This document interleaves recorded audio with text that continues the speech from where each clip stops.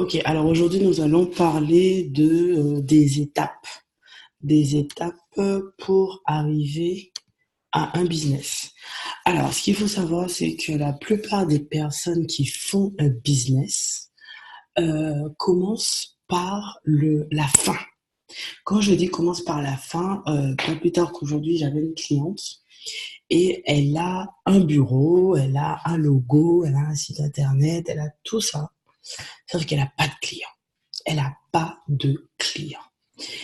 Et la plupart des personnes qui entreprennent, ils entreprennent dans le mauvais sens. En gros, ils commencent par avoir euh, un site, un logo, ils commencent par faire une charte graphique, etc. Mais c'est pas ce qui est important.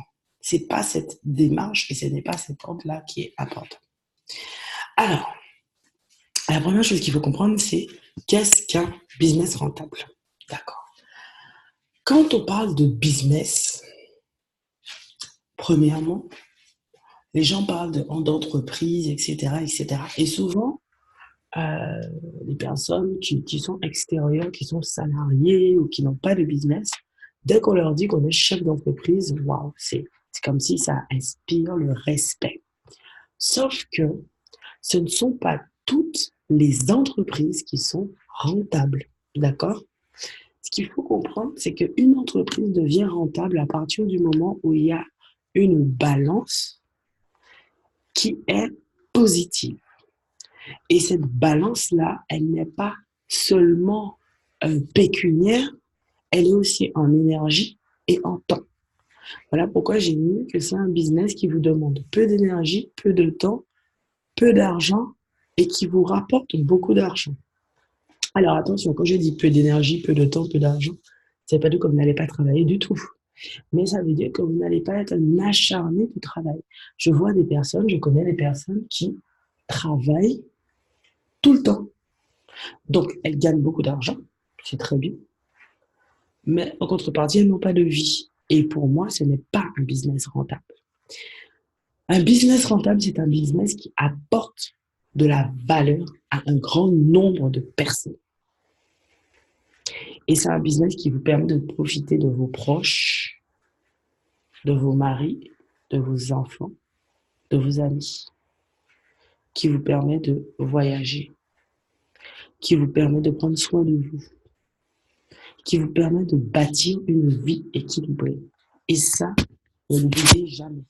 Même si vous avez un business qui vous rapporte des millions et qui ne vous permet pas d'avoir un équilibre, c'est qu'il n'est pas rentable, même si financièrement vous en sortez. Et je trouve ça vraiment intéressant de le spécifier. Alors, vous avez 10 étapes. Et selon moi, elles sont dans le bon ordre. Selon moi. Alors, la première, définir son client cible. Élaborer son business model. Deuxième étape. Et dans l'étape business model, vous allez voir que je vous ai mis une partie définir son client cible, mais je vais revenir dessus avec vous de façon un peu plus poussée. Donc, définissez d'abord votre business model, parce que le business model, c'est le modèle par lequel on gagne de l'argent lorsqu'on est entrepreneur. Ensuite, étudiez la concurrence et votre marché. Sandrine avait parlé, j'aurais pu mettre une étape de 3 bis, qui est la faisabilité. Donc, par exemple, j'aurais pu mettre 3 faisabilité et 3 bis, étude de la concurrence et du marché. Pourquoi? Parce que des fois, on se lance sur un marché et on ne regarde pas ce que fait l'autre. On ne regarde pas les prix que font l'autre. On ne regarde pas les prestations de l'autre et on se retrouve avec une prestation soit bien en dessous du prix du marché, soit trop au-dessus du prix du marché. Et donc, je donne un exemple. Si demain je veux me tourner vers le consulting, eh bien, il y en a qui vont se dire, allez, je vais mettre 50 euros de l'heure. Mais ce n'est pas le tarif d'un coach ou d'un consultant qui est viable, si je puis dire. Ce n'est pas un bon tarif. Donc, quand vous allez arriver avec votre tarif de 50 euros, personne ne va acheter ça. Ou les personnes qui vont acheter ça, c'est un persona qui aime les choses low cost. Mais si vous arrivez avec 1 heure de consulting à 1 000 euros, pareil, sauf si vous faites du consulting pour le 440, ça va être compliqué. Donc, il faut que je sache sur quel marché je rentre, quelles sont les spécificités de ce marché, quels sont les chiffres de ce marché. Est-ce que ce marché est en plein essor? Est-ce qu'il est en déclin? Est-ce qu'il est en stagnation? Je dois connaître les tenants, les aboutissants, les acteurs principaux de mon marché. Qu'est-ce qui fait qu'aujourd'hui mon marché fonctionne? Est-ce que mon marché va fonctionner dans 10 ans? Est-ce qu'il y a 10 ans, il fonctionne? Et toutes ces données-là, vous pouvez les trouver en, comme on dit, googlisant. Ça, c'est très, très simple. L'étape 4, une fois que vous avez fait le client cible, le business model, l'étude de concurrence, vous établissez votre business plan. Ça sera beaucoup plus simple pour vous d'être dans ce sens et de faire le business plan après. Parce que vous aurez déjà modelé, pré-mâché la plupart des éléments du business plan. Ensuite, 5. Ce n'est qu'à ce moment-là, et attention, je veux revenir sur les 4 premières étapes. Lorsque vous faites un business plan, tout le monde pense que le business plan, c'est quelque chose de super chiant, personne n'a envie de le faire, etc. Si vous n'avez pas besoin de passer par la banque, si vous n'avez pas besoin de prêt, si vous n'avez pas besoin de beaucoup d'argent pour démarrer votre business, dites-vous que vous n'avez pas besoin de faire un business plan de 70 pages. Ça n'a pas de sens. C'est juste un plan que vous allez suivre. Savoir qui seront les associés, quelle part vous allez donner à qui, quelle forme juridique vous allez prendre, quel type de prestation vous allez faire, à quel prix, le but, le marché, les acteurs, etc. Mais ça, vous pouvez très bien le faire si vous savez que vous n'allez pas monter une boulangerie, que vous n'allez pas monter un business qui a besoin de gros financements, ou que vous allez monter un business qui n'est pas, pour le moment, ne nécessite pas de grosses charges comme des loyers, etc. Vous n'êtes pas obligé de faire un business plan de 70 pages. Par contre, si vous montez un business dans le dur, c'est-à-dire une boulangerie, un salon de coiffure, une école avec des locaux et tout, oui, vous devez faire un business plan. Parce que dans ce business plan-là, vous aurez le plan financier. Donc ça, c'était une partie que je voulais donner. Maintenant, étape 5. Travailler son image de marque. Parce que vous le vouliez ou pas, c'est ça qui va vous faire vendre. Ce n'est pas votre site internet qui va vous faire vendre. Ce n'est pas votre logo qui va vous faire vendre. Ce n'est pas votre charte graphique qui va vous faire vendre. C'est votre image de marque. Et l'image de marque, j'ai l'habitude de dire que c'est l'âme du business. C'est l'âme que vous donnez à votre business. C'est la partie vivante. Le business devient vivant avec un branding.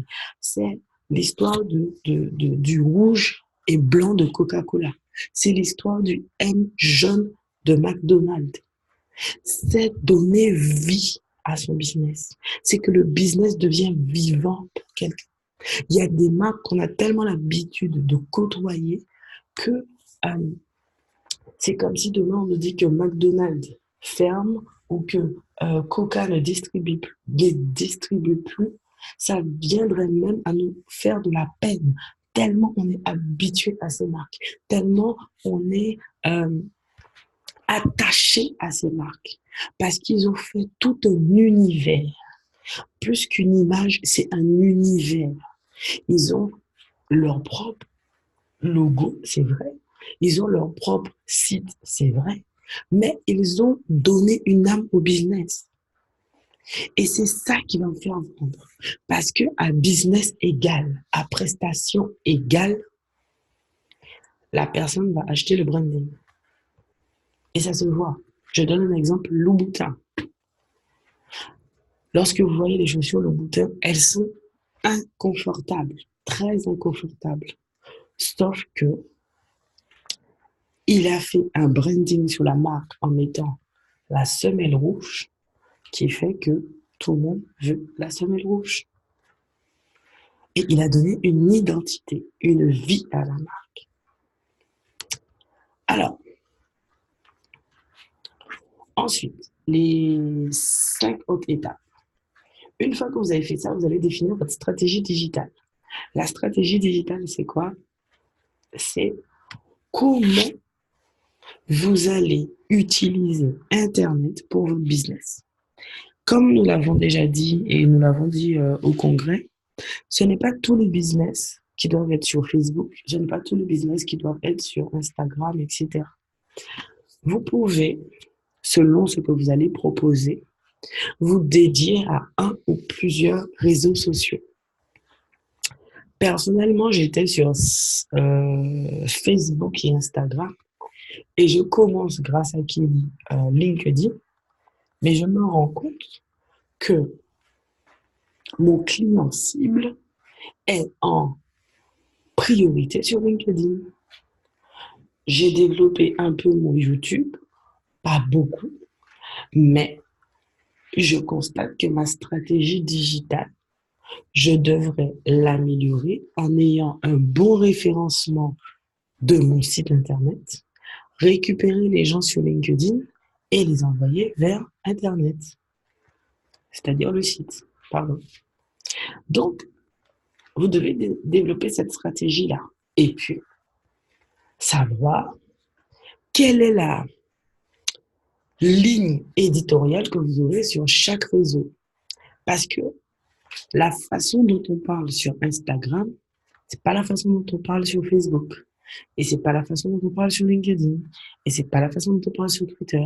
Et c'est pas la façon dont on parle sur YouTube. Et etc., etc. Donc, quelle est la stratégie que vous allez utiliser pour le digital? C'est la 6e étape. Ensuite, il faut automatiser votre business. Moi, je conseille toujours d'automatiser partiellement ou totalement, quand vous le pourrez, votre business. Bon, si vous faites de l'accompagnement comme moi, vous ne pourrez pas automatiser complètement. J'ai un business qui est automatisé complètement et j'en ai qui sont automatisés partiellement. Et quand on parle d'automatisation, on parle de tout ce qui est la personne va sur le site, elle clique, elle a accès à la formation, elle la paye, elle a accès euh, à la prestation, en fait, au prix, elle clique dessus. Une fois qu'elle paye, elle a accès de façon automatique à une plateforme où il y a les formations. Et souvent, dans la formation, c'est possible d'avoir quelque chose d'automatisé. Maintenant, quand vous avez un business dans le dur, si vous avez une boulangerie, ou un salon de coiffure ou un magasin, ça serait très difficile de l'automatiser parce qu'à un moment ou à un autre, il faut que vous parliez au client, il faut que vous échangez avec le client. Mais il faut comprendre euh, que pour que votre business soit rentable, il faut qu'il soit semi-automatisé au minimum. Et il y a des outils pour ça, j'en avais parlé lors du congrès. Je ne sais pas si vous vous en souvenez, mais j'en avais parlé. Ensuite, comprendre et maîtriser les clés pour booster son CA. Alors, comment on fait ça?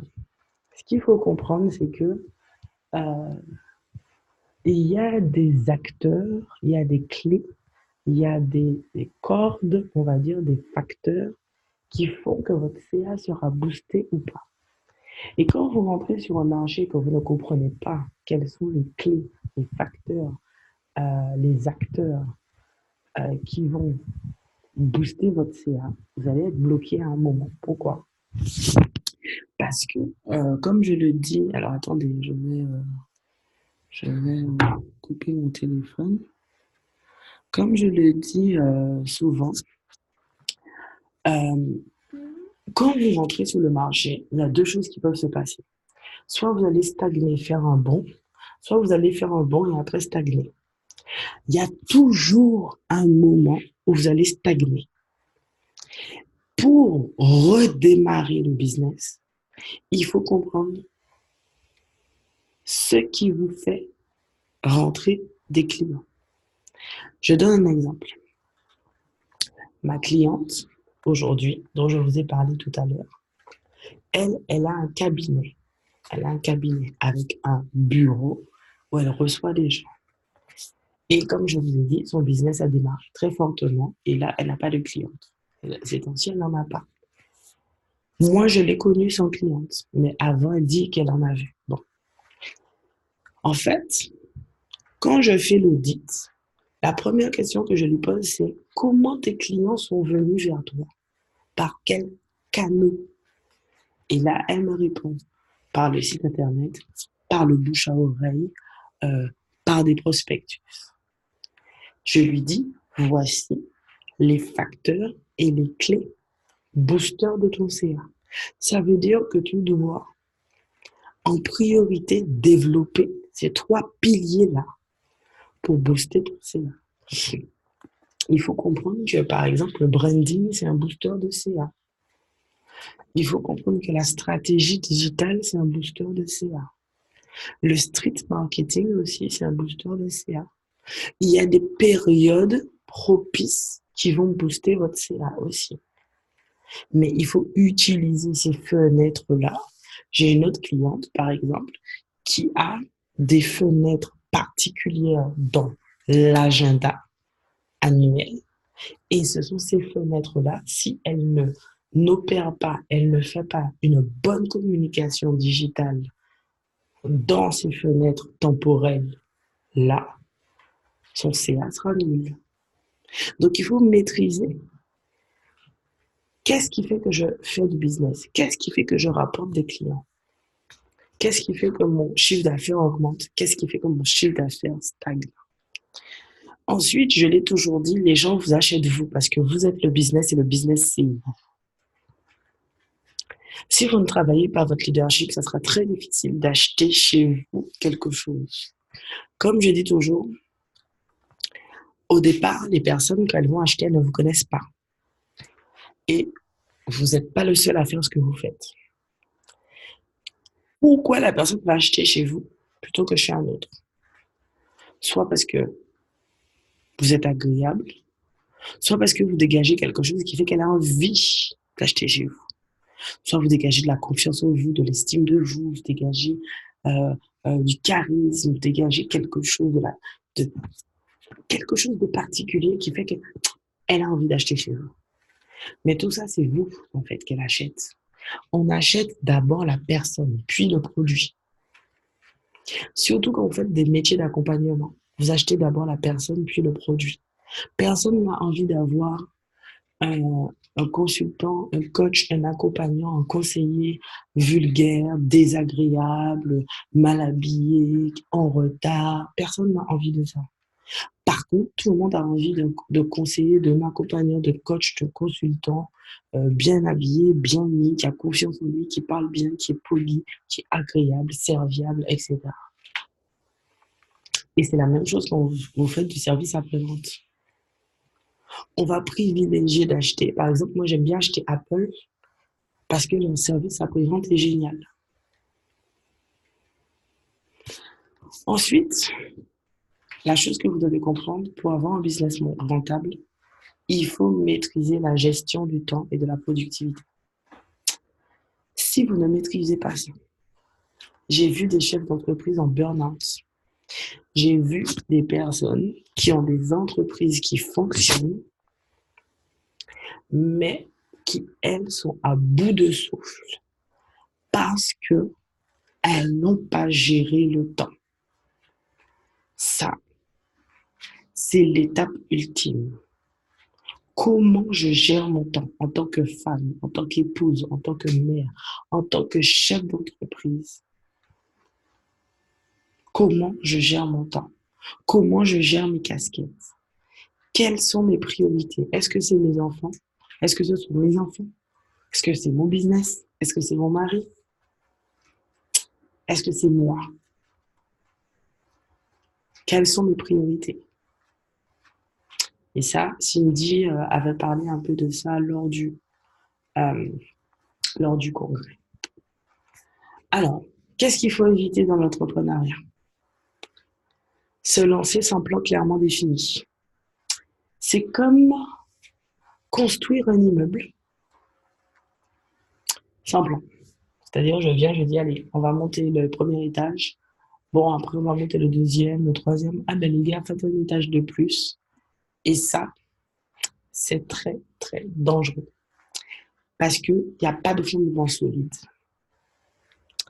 Deuxièmement, être isolé. Pourquoi?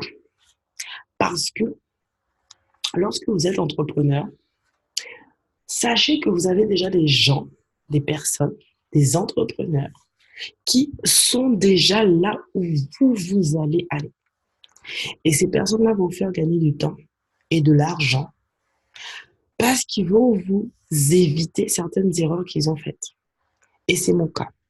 J'ai fait plein d'erreurs quand j'ai commencé ma première société qui m'a coûté une faillite. Et les personnes qui actuellement je mentor, les personnes qui sont dans mon programme de mentoring, je les accompagne de façon à ce qu'elles ne puissent pas faire les mêmes erreurs que moi. Et lorsque vous êtes isolé, vous n'avez personne qui a un regard sur vous. Et quand je parle d'être isolé, je parle d'être isolé d'autres entrepreneurs. C'est l'une des raisons qui fait que je crée aussi le club. Parce que vous avez besoin, tout entrepreneur a besoin d'être entouré d'autres entrepreneurs. Moi, je suis entouré à mon niveau d'entrepreneurs, de mentors et d'entrepreneurs. Et même mon mentor lui-même a un mentor. Parce qu'il y a toujours quelqu'un qui est au niveau où vous voulez aller. Et comme cette personne connaît le chemin, elle va vous éviter de prendre des raccourcis qui sont finalement des chemins plus longs. L'autre erreur, c'est ne pas se former. Ne pas se former. Il y a une faute d'orthographe. Ne pas se former. Pourquoi? Parce que ce qui se passe, c'est que souvent, on a l'impression, on va se dire, bon, ça, c'est mon métier. Je connais, je sais. Ok, je connais, je sais. Mais il faut savoir que l'entrepreneuriat, ce n'est pas qu'un seul métier. Ce sont plusieurs métiers mis les uns à côté des autres. Je donne un exemple. Vous êtes peut-être bon dans, on va dire, le textile. Si vous voulez ouvrir un magasin de vêtements, peut-être que vous êtes bon dans le textile. Mais est-ce que vous êtes bon pour la communication? Est-ce que vous êtes bon pour la gestion? Est-ce que vous êtes bon pour le management? Parce qu'il y a plusieurs métiers dans un métier qui est le métier d'entrepreneur. Et moi, je me suis formée. Je me suis formée à la communication, je me suis formée au marketing, je me suis formée au management, je me suis formée au leadership. Alors, oui, je vous l'accorde, je ne suis pas professionnelle et experte dans tous les domaines, mais j'ai des connaissances nécessaires dans tous les domaines pour pouvoir faire avancer mon business. Ensuite, mélanger ses finances perso et professionnelles. Alors, je vois beaucoup de personnes qui font ça et c'est une erreur monumentale. En gros, je commence un business. Je prends dans mes finances perso, je mets dans mon pro, je prends du pro, je mets dans le perso. Et vous allez faire couler et le pro et le perso. Vous devez, quand vous êtes dans le pro, vous devez oublier vos finances perso. Vous ne devez pas vous dire dans la société, il me manque 2000 euros pour finir le mois, je vais prendre dans mes finances, dans les finances de mon mari ou dans les finances du foyer. Et ça, je l'ai vu aussi chez une cliente à moi. Quand il lui manque de l'argent, elle va piocher dans les économies de la famille. Très mauvais. Pourquoi? Parce que vous avez l'impression que la société avance parce qu'il n'y a pas de dette, parce les loyers sont payés, parce que tout est payé, alors que vous êtes en train de vous endetter vous personnellement. Petite astuce, vaut mieux s'endetter professionnellement que personnellement. Je dis ça, je dis rien. Ne pas travailler sur l'intelligence financière, ça aussi c'est une erreur. Pourquoi? Parce que L'argent a un fonctionnement interne qu'il faut comprendre. Un fonctionnement qui lui est propre. Si vous ne comprenez pas ça, non seulement vous aurez des difficultés à faire de l'argent, vous aurez des difficultés à sécuriser cet argent, à épargner cet argent, à investir cet argent.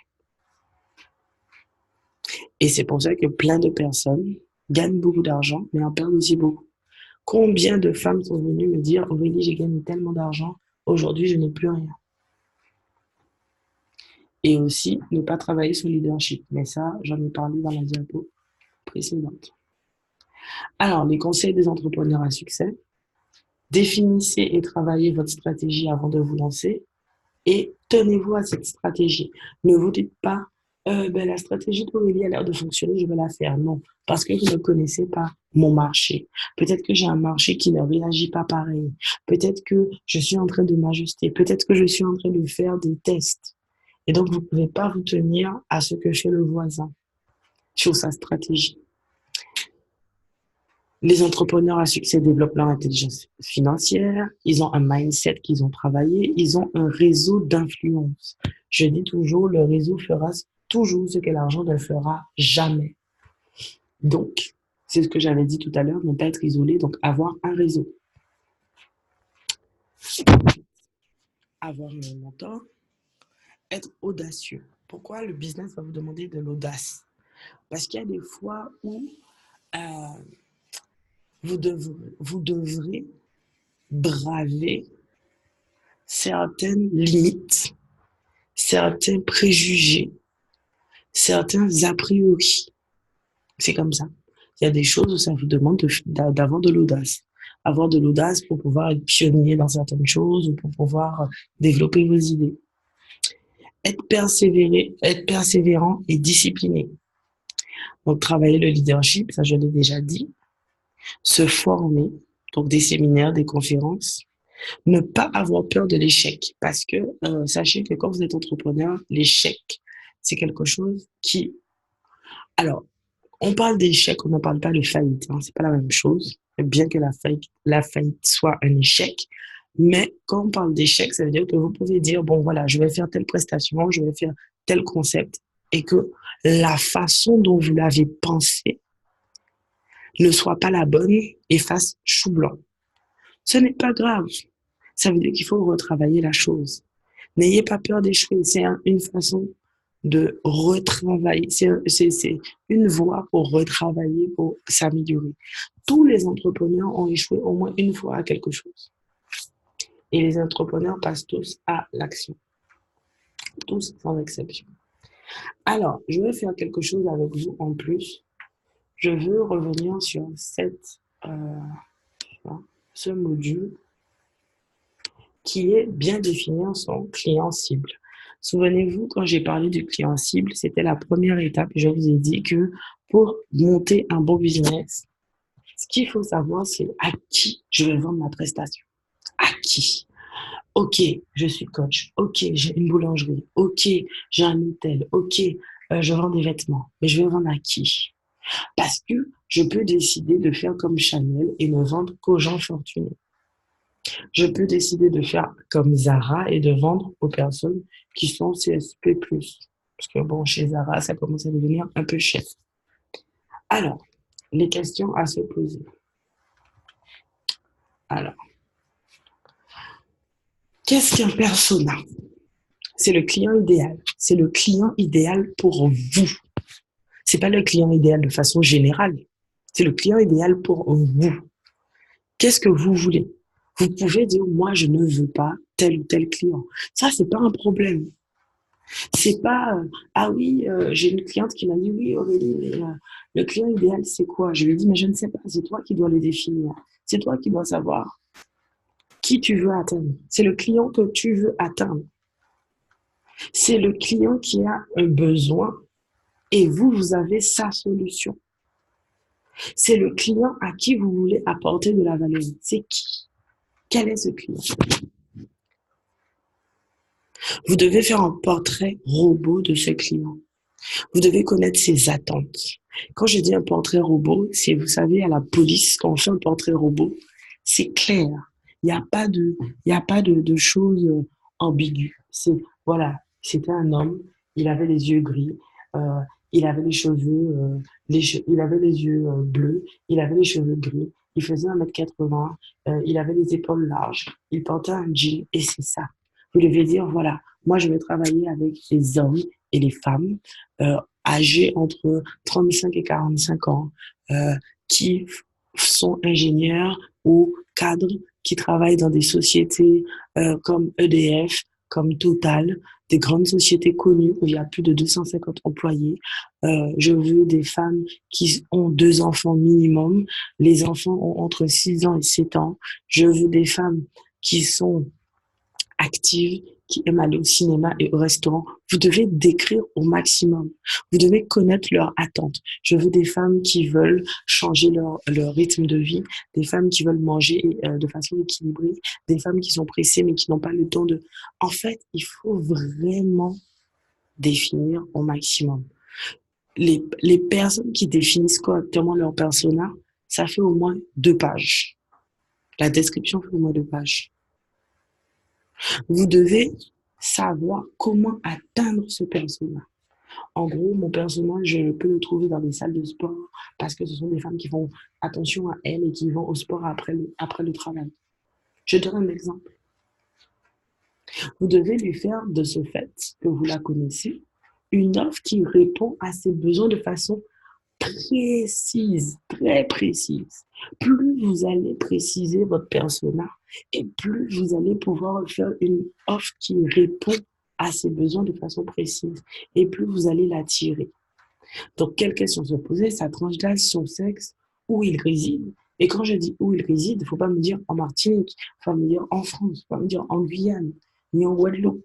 Il faut me dire, elle habite par exemple à Fort-de-France, ou à Chelcher, ou elle habite euh, dans des endroits retirés, à la campagne, au Mont des Est. Il faut me donner des endroits précis. Ses origines ethniques. Est-ce que je vais travailler qu'avec des femmes black? Est-ce que je vais travailler qu'avec des champignons, qu'avec des métis? Ça, c'est pas un problème. Regardez le mouvement Napi. La fille, elle a dit, je veux travailler avec des femmes qui ne se défrisent pas. Et les femmes qui se défrisent ne se sont pas senties insultées pour autre. Est-il décisionnaire ou pas dans son foyer? Est-ce que c'est lui qui prend les décisions dans son foyer?